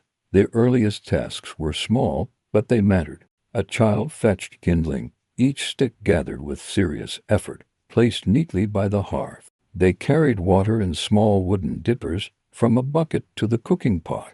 They collected eggs, learning quickly to cradle them gently so that the family's breakfast did not end in broken shells and regret. Chores began as practice but quickly became expectation, for a family's survival could not afford delay. A child's steps, though light, were part of the same long journey that carried the household through the seasons. As children grew, their responsibilities grew with them. Boys might be trusted to walk traplins with their father, learning how to set snares for rabbits or check for signs of fox and raccoon. They listened to the language of the woods, the patter of tracks in mud, the sudden silence of birds, the faint rustle that meant game was near. Girls often shadowed their mothers, stirring pots, carding wool, sweeping floors, or watching younger siblings, while elder hands worked the loom. Each task was quiet instruction, training not for a distant future but for the next day, the next meal, the next cold night when every hand mattered. Schooling, if it came, was sporadic. In some settlements, a small log schoolhouse might gather children in winter months, when farm work was slower. There, by firelight, they traced letters on slate, recited verses, and struggled through arithmetic problems. Books were few and often shared Bibles, almanacs, a handful of worn primers. Where no school existed, learning came at home, in the rhythm of family prayers, in the counting of seeds, in the reading of weather signs. A child knew how to ebb by measuring grain, how to read by listening, how to write by copying letters into the ash with a stick. Education was not absent, but it was embedded in life itself. Play, though scarce, carved its own small kingdom.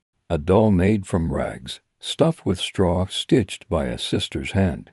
A ball of tightly wound fabric scraps, tossed between siblings in the yard. Sticks became horses, logs became forts, streams became oceans in the eyes of children who had never seen the sea. Winter snow gave itself to sleds made from barrel staves or boards pulled by a rope. Summer grass offered races, games of tag, or simple lying in the sun, staring at clouds as if they were ships and mountains. These were not luxuries. They were breath between labors. Stories filled evenings. Round the hearth, children leaned against their parents, quilts tucked around their shoulders, while tales were told in low, slow voices. Sometimes they were Bible stories, sometimes legends passed down from older countries, sometimes lessons dressed as fables. Neighbors brought other tradition songs in different tongues, stories of saints or spirits, jokes told in rhythms unfamiliar but quickly adopted. Children listened, their minds filling with worlds beyond the cabin walls, even as the fire snapped softly and the wind sighed outside. Discipline, too, was quiet but firm. A forgotten chore, a careless spill, A door left unlatched that let in the coldies were not small errors, for they risked comfort, food, or safety. Parents corrected with words sharper than switches, though sometimes the switch came, too. Yet punishment was rarely cruel for its own sake. It was proportionate, driven by necessity. A child had to learn quickly, for mistakes were measured in hunger, in wet feet that led to illness, in wasted time that the farm could not afford. Friendship was rare but cherished. When neighbors visited, children gathered eagerly, shy at first, then quickly tumbling into laughter and play. Shared toys, borrowed games, whispered secrets in the grass or snow. These moments shone all the brighter for their rarity. Bonds formed in such hours lasted lifetimes, remembered decades later when children had become parents themselves, telling their own sons and daughters about the simple games once played under endless skies. The seasons shaped childhood as surely as they shaped crops. Spring meant planting, children dropping seeds into furrows, their small fingers precise under watchful eyes. Summer meant long days of labor pulling weeds, scaring crows, hauling water to thirsty gardens. Autumn was harvest, small backs bent under baskets of corn or potatoes. Winter tightened everything into a cabin where chores shrank but never disappeared. Feeding animals, fetching wood, sweeping floors, spinning wool. Childhood bent to the seasons, its play woven into their narrow spaces, its joys made more precious by scarcity. Yet even in such a life wonder found its way. A child watched fireflies blinking in tall grass, the night alive with quiet stars. They learned the sound of snow underfoot, soft, then crisp, then muffled again. They whispered to calves, stroked a horse's mane, watched geese fly in sharp, disciplined lines across the autumn sky. The frontier was a classroom without walls, a teacher without words. Its lessons were patience, endurance, awe, and respect for things larger and older than any family or settlement. And so childhood on the frontier was not carefree, but it was not without light. It was a childhood of chores and duties, but also of laughter stolen between tasks, of stories heard by firelight, of games carved from scraps and imagination. Its children grew quickly, yet they carried in them the quiet strength of those early lessons, the sense that life, though stern, could also be wondrous, that survival required work, but that even work could hold moments of play. Life on the frontier, for all its silence and solitude, was rarely endured entirely alone. A family might settle on a stretch of land surrounded by miles of forest or prairie, but sooner or later, they discovered that their survival was braided to others, neighbors whose cabins stood a half-day's walk away, families whose wagons had rolled down the same trail, strangers who became kin not by blood but by necessity. In such places, community was not a luxury. It was a form of shelter, as important as a roof or a store of wood. Neighbors were distant yet near. A cabin seen as smoke on the horizon was comfort, a promise that another hearth burned, another family endured. The walk to that cabin could take hours through snow, mud, or tangled brush, yet people made the journey when needed. A birth, a death, a sickness, a shortage each summoned neighbors across the distance, their boots pressing paths through wilderness that slowly, steadily became trails. In this way, the frontier itself learned the map of human care. Barn raisings, log rollings, and harvests became rituals of cooperation. No family could raise a barn alone, nor clear a field in time without help. Men gathered with axes and saws, lifting logs into place with a rhythm that was both work and song. Women prepared meals for the crowd, potatoes, bread, pies, sometimes fresh meat, feeding dozens who labored in unison. Children ran errands, carried water, and sometimes simply watched, learning the choreography of community. At day's end, the barn stood, not the work of one family but of many, its timbers echoing with the laughter, sweat, and shared strength of neighbors. In sickness, 2 neighbors became physicians. Few settlements had doctors, and fewer still could afford their visits. A woman who had birthed 6 children might assist another in labor, her hands steady, her voice calm, her knowledge born from experience.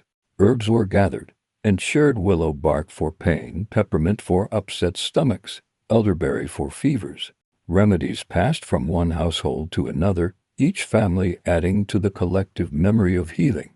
A neighbor's knock on the door might bring not gossip, but a jar of syrup, a poultice, or a word of advice that carried more weight than any book. Trade was quiet and constant. A family with surplus potatoes might exchange them for a side of pork. A skilled seamstress mended shirts in exchange for help splitting wood. A man with a good rifle might trade venison for butter or pelts for a new plowshare. There was no market square, no money clinking in tills, only barter, spoken agreements, and trust.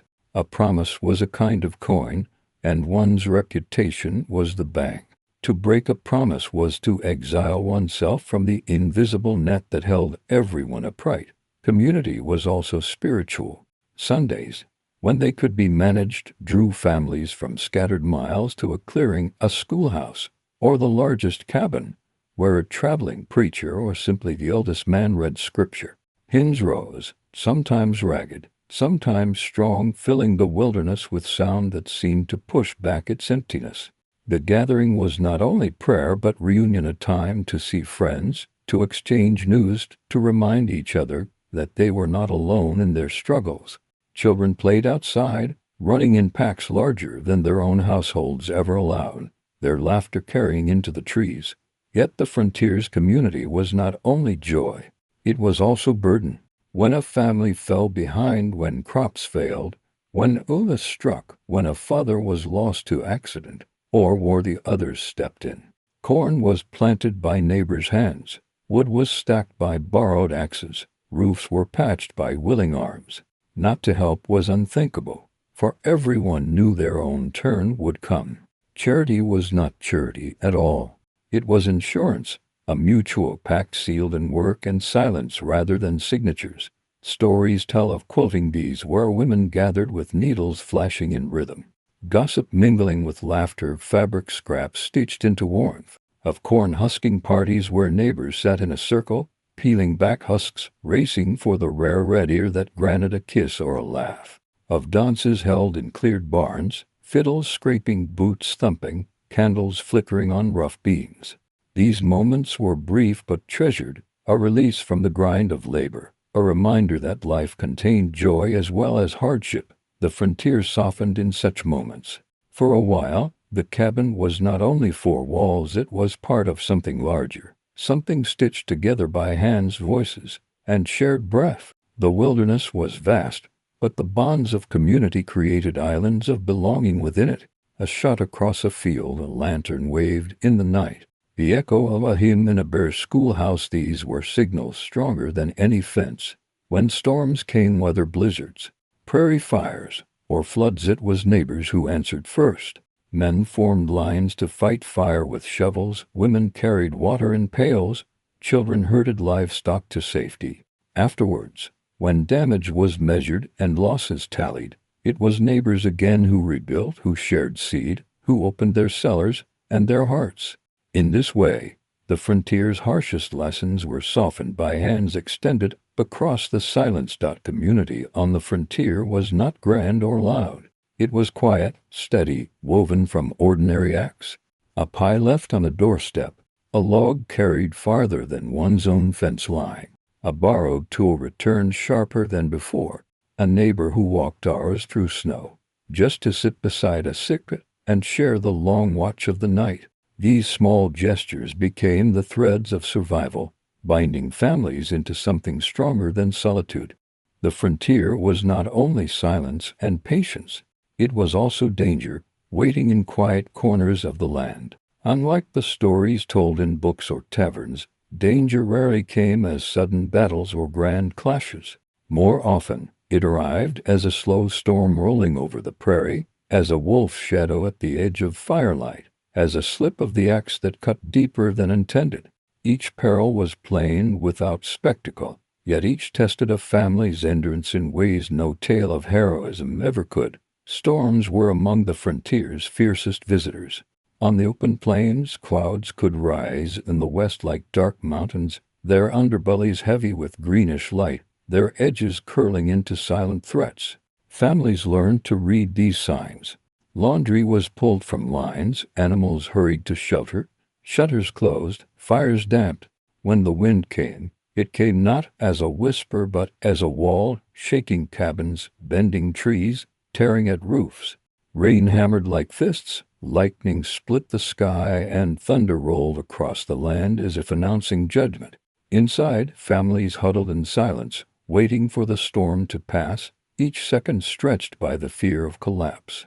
And when morning came, they emerged to count losses not of life, if they were fortunate, but of fences down, crops flattened, tools scattered, and shingles ripped away. Winter's storms brought a different terror.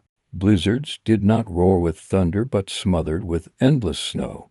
The world outside vanished in a white blur, puffs disappeared, landmarks dissolved, and even the barn just steps away became a dangerous journey. Families tied ropes from cabin to barn so they would not lose themselves in the storm. Firewood carried inside beforehand became lifelines. Within, the world shrank to the circle of firelight, each member of the family pulling tighter under quilts, listening to the wind scrape across the walls. Sometimes the storm lasted 4 days, and food ran thin, wood piles shrank, and tempers strained under the weight of waiting. But patience, always patience, was the only defense. To fight the storm was folly. To endure it was survival. Wild animals, too, lingered at the edges of life. Wolves rarely attacked humans, but their howls at night raised the hairs on children's necks.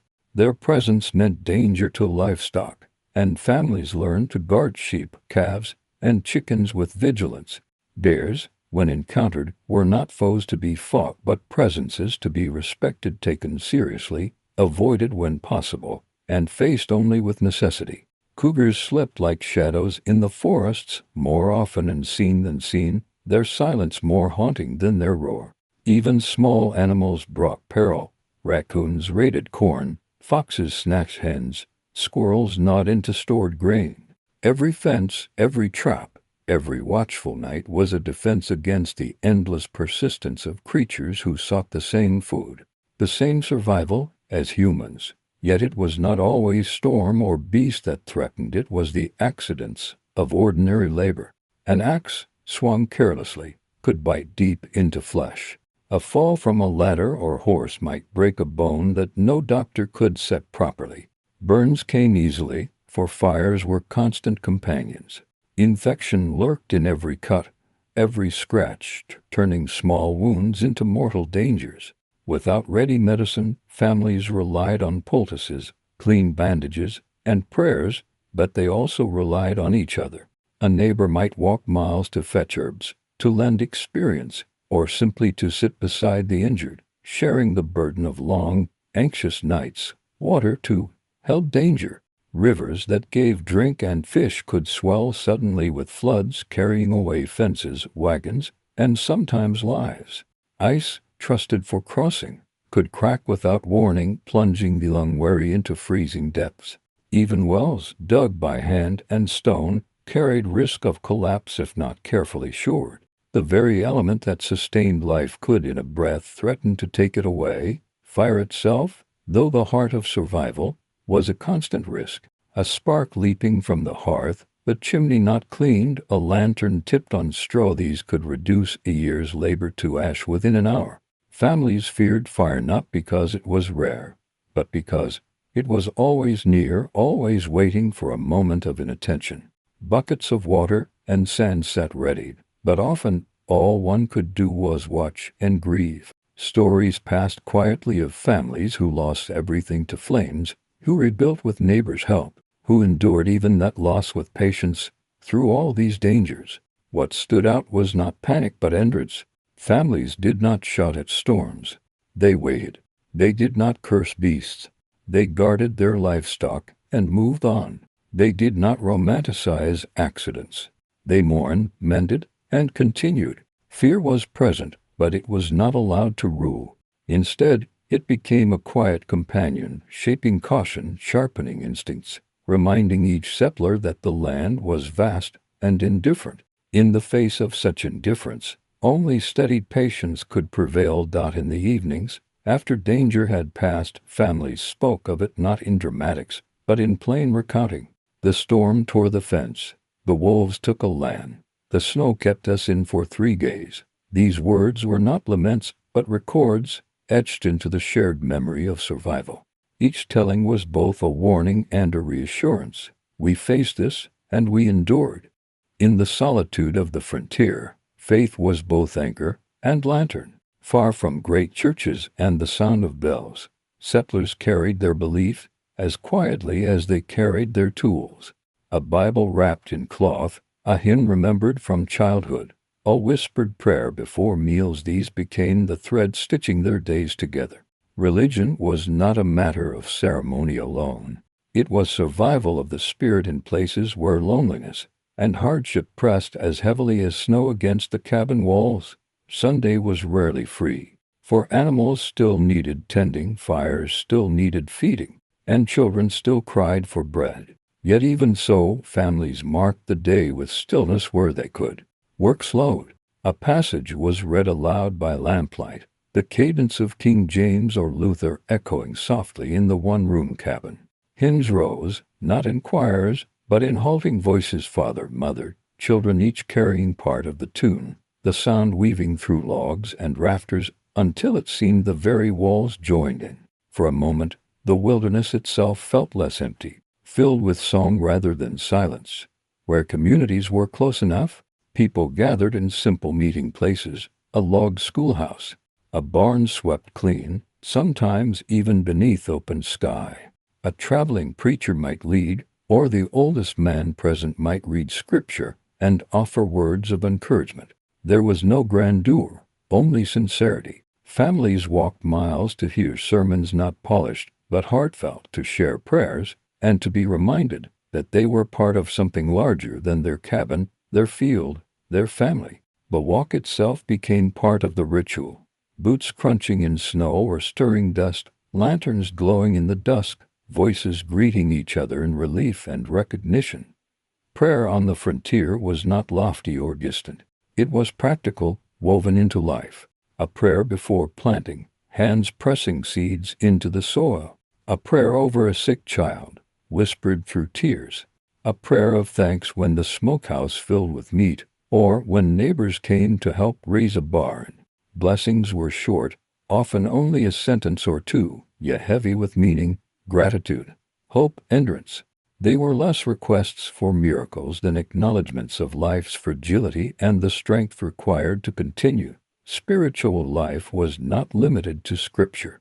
Traditions, memories, and old country customs found their way into the fabric of belief. Some families lit candles at windows during storms. A small flame meant as both beacon and prayer.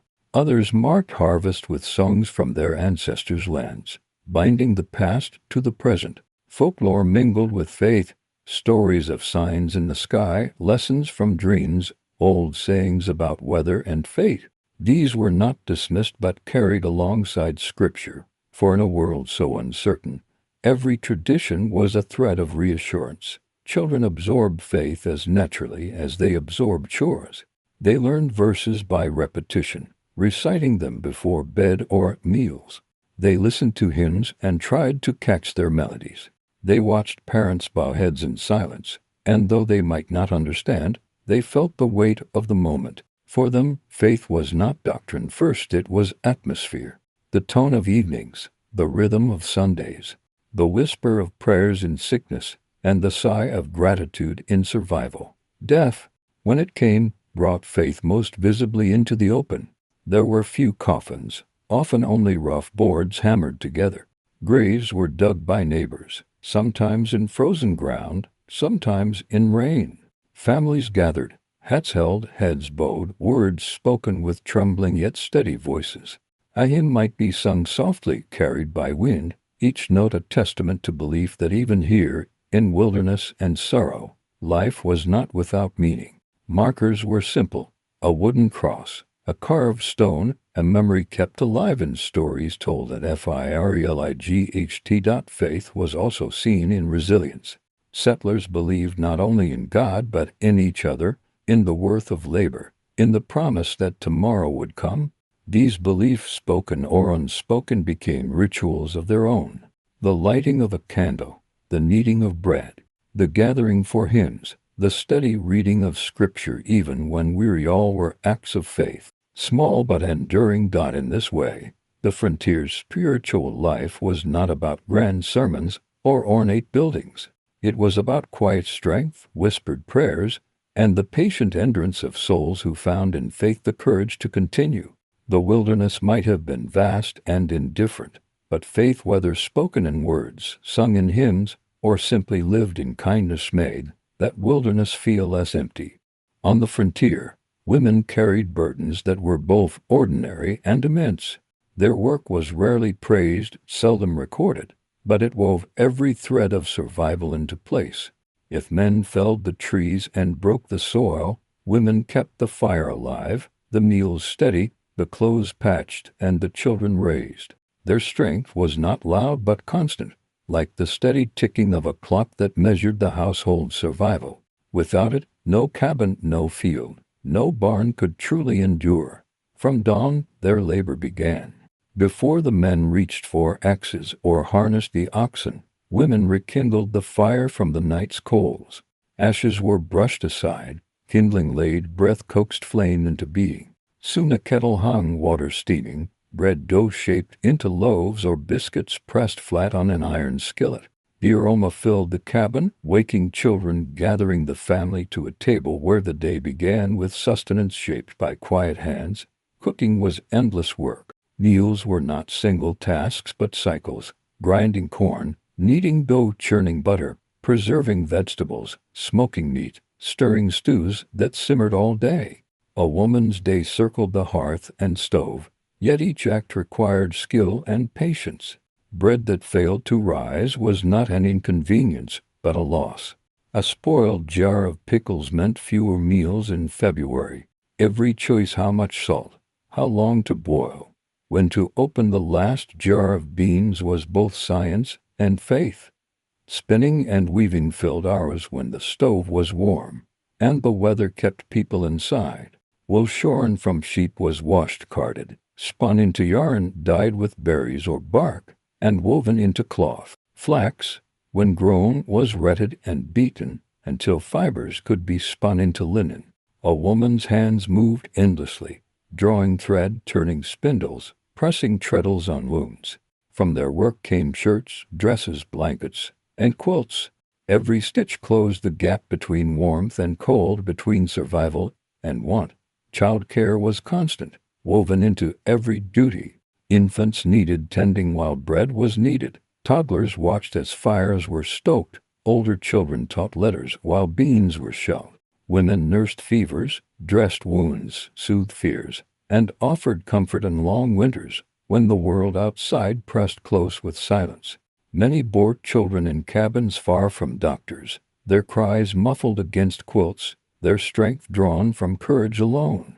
Birth was not ceremony but endurance.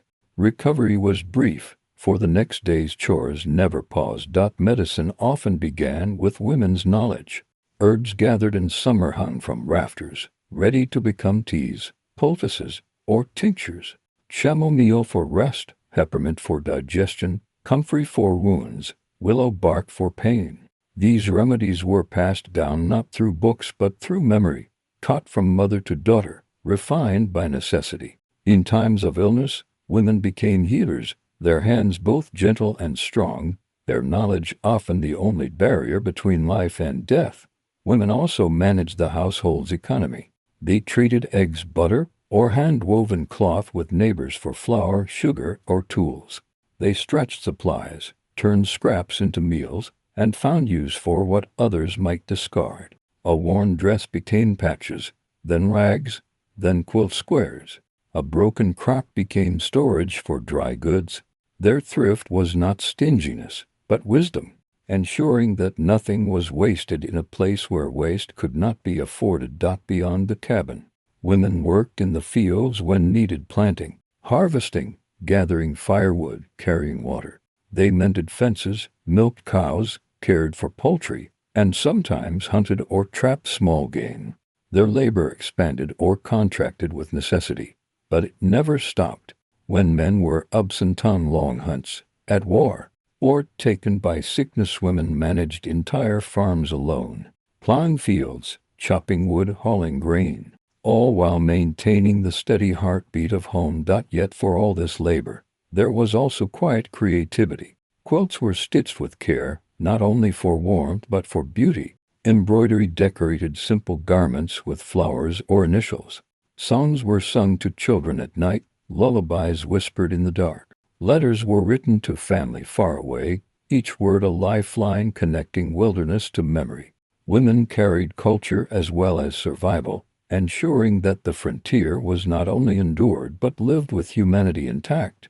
Their resilience was not without cost. Lives were often short, marked by hard labor and repeated childbirth. Graves marked mother or wife filled frontier cemeteries with sobering frequency. Yet in their absence, households faltered. In their presence, they thrived. Women's strength was measured not in loud decorations but in the fact that cabins stayed warm, children grew, fields yielded, and communities endured.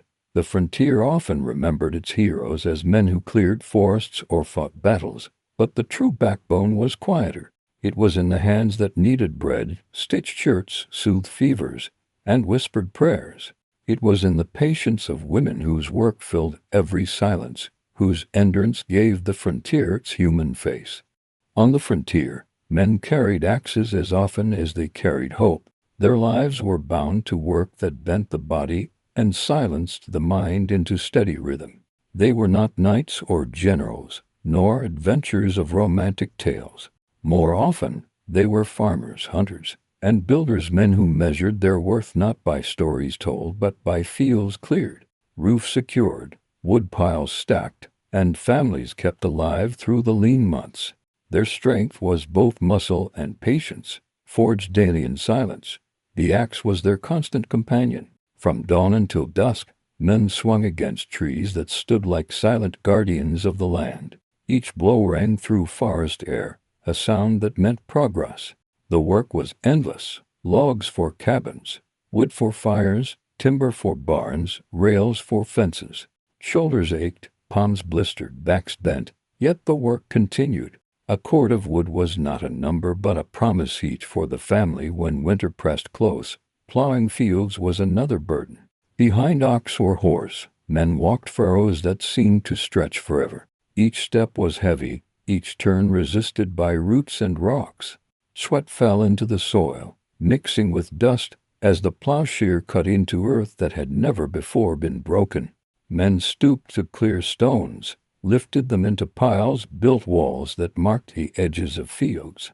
The walls stood as monuments to labor, each stone a reminder of hours spent wrestling with stubborn ground. Hunting carried its own weight. A rifle or musket was not just a weapon, it was a lifeline. Men rose before dawn to track deer, elk, or smaller game. They moved silently through trees, reading signs in bent grass, in faint prints, in the sudden stillness of birds. A missed shot meant hunger. A clean kill meant meals for weeks. Meat was shared, hides turned into clothing, bones boiled into broth. Every hunt was necessity, never sport. Trapping was quieter, a patient craft. Men set lines along rivers and forests, checking them in the cold dawn. Foxes, raccoons, beavers, muskrats, all were taken, their pelts dried and stretched for trade. The work was lonely, often bitter in winter, yet the rewards could bring tools, salt, or cloth back from distant trading posts.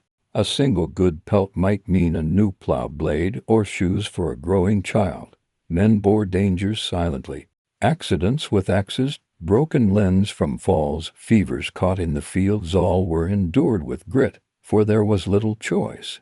Doctors were far, medicine scarce, and the family depended on strength returning quickly. Many limped through their later years, scars and aches carried as quiet testimony to decades of labor. They did not boast of these burdens. They simply lived with them. Beyond physical work, men also carried the responsibility of protection. They guarded against predators, both animal and human. Wolves at the fence line, bears near the orchard, or strangers whose intentions were unclear all fell within a man's wary watch. A musket leaned by the door, not for display but for readiness. At night, men listened for sounds in the dark: hoofbeats, branches snapping, a dog's sudden bark, and rose when necessary to see what threat waited. Yet men were not only workers and watchers. They were also builders of community. They helped neighbors raise barns, dig wells, mend fences. They shared seed and labor, offered tools, carried messages across miles of wilderness. Their strength extended beyond their own cabins, for no man survived alone. Friendships were forged in sweat, laughter in the fields, and sown sun at work gatherings. In the evenings, when tools were set aside, men sat quietly by fires, boots stretched toward warmth. Some smoked pipes, the fragrant curl of tobacco softening the air. Others whittled wood into handles, pegs, or toys for children. They spoke little, their words measured, often about weather, crops, or neighbors. Their silence was not emptiness, but presence, the calm weight of those who carried much but demanded little acknowledgement. Children often saw their fathers as unshakable figures, steady and strong. Yet men too carried weariness. Letters home revealed longing, grief for family left behind, hope that their children might inherit more than toil. They bore responsibility heavily but rarely spoke of it, choosing instead to keep working, to keep providing, to keep enduring. The frontier remembered its men less in statues, and more in furrows that fed families, in cabins that still stood after storms, in fences that lined fields, in barns that rose solid and sure. Their legacy was not carved in stone but in earth, wood, and quiet resilience. They lived without applause, but their labor was the rhythm upon which survival marched. On the frontier, the seasons were not merely weather. They were rulers. Each season dictated its own laws, each demanded its own labor, and each offered both blessings and trials. Families measured their lives not by clocks or calendars, but by the tilt of sunlight, the weight of wind, the scent of earth. Spring, summer, autumn, winter, these were not backdrops, but companions, shaping every choice and every breath. Spring arrived first as a whisper. Snow softened, dripping from eaves into muddy rivulets.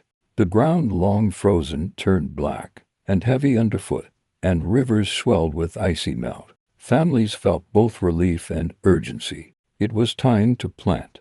Men turned fields with plows, each furrow cut into earth that smelled of promise. Women pressed seeds into soil, their fingers quick and careful, while children followed behind, patting earth flat. Corn, beans, squash, potatoes, every seed was a hope stitched into dirt. Fences were mended, barns cleaned, tools sharpened. Spring was fragile, its warmth uncertain, its frost still lurking. Families guarded their young plants against sudden cold, knowing one night's mistake could erase weeks of labor. Yet spring carried joy too: the first wild flowers, the return of birdsong, the sight of calves and lambs in the pasture. After the silence of winter, spring felt like breath itself returning. Summer followed with abundance and labor. Fields greened, gardens bloomed, and the world seemed alive with sound: the buzz of insects, the call of birds, the hum of wind through tall grass. Work never ceased. Weeding, hoeing, harvesting early crops, mending harnesses, hauling water for thirsty rows. Children ran barefoot, scattering chickens, chasing fireflies at dusk. Yet even they worked, scaring crows, carrying water, gathering berries. Summer meals grew more varied: fresh peas, beans, cucumbers, berries. Yet abundance was not for indulgence. It was for storage. Women spent long hours boiling jars, drying fruit, salting meat, filling cellars with the promise of winter. Hay was cut and stacked, sweat dripping as scythes swung in wide arcs. Timber was felled for winter wood. Thunderstorms rolled suddenly, bringing relief or ruin depending on their temper. Summer was long and hot, but it carried its own satisfaction: to see life rising all around, to eat fresh after months of dried, salted fare. Autumn was both harvest and preparation. Corn stood tall, golden in fields. Pumpkins ripened on vines, apples fell heavy into baskets, potatoes and carrots were pulled from soil and stored. Families worked together, men hefting sacks of grain, women slicing and drying fruit, children filling baskets with vegetables. Smokehouses filled again, root cellars crowded with bins and jars. There was no celebration without labor, but harvest brought gratitude. Quilting bees, corn husking gatherings, barn dances, these were the social hours of autumn, when neighbors shared work and joy together. The air sharpened, leaves reddened, and nights grew colder, reminding everyone that winter was close. Firewood piles grew taller, blankets thicker, faith deeper. Autumn was both abundance and warning, a season of plenty that whispered of scarcity soon to come. Winter arrived with finality. Snow-blanketed fields, paths disappeared, and cabins became islands in a sea of white. Outside, the land slept. Inside, families endured. Days shrank to chores, feeding animals, hauling wood, cooking meals from stores carefully preserved. Nights stretched long, filled with stories, mending, reading scripture, or simply sitting by the fire. Winter tested everything: the strength of roofs under snow, the depth of wood piles, the patience of families enclosed together for weeks. Food grew plainer, meals smaller, tempers sometimes short. Yet winter also brought closeness, families gathered by firelight, neighbors visiting when puffs allowed, hymns sung softly against the howling wind. Children played in snow, carving sleds from boards, rolling snowmen, marveling at frost on windows.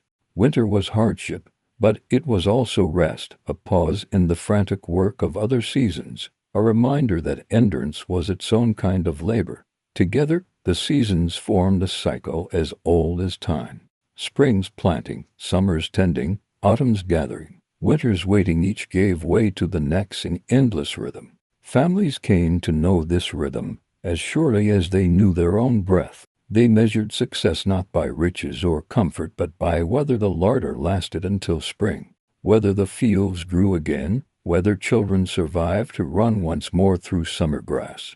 On the frontier, life was not a straight line but a circle, marked by the sun's path and the earth's turning. The seasons demanded everything, but they also gave meaning, for in their patient rotation, they reminded settlers that survival was not about rushing forward but about enduring one cycle, one year, one season at a time. On the frontier, meals were rarely feasts. They were not meant to dazzle or surprise. Instead, they were steady, practical, and endlessly repeated. Yet in their simplicity, these meals carried deep comfort. Each bite was more than nourishment. It was reassurance, proof that the day's work had succeeded, that survival continued. Food was the language of patience, spoken daily in stews, breads, porridges, and preserved goods. Bread stood at the center of nearly every table.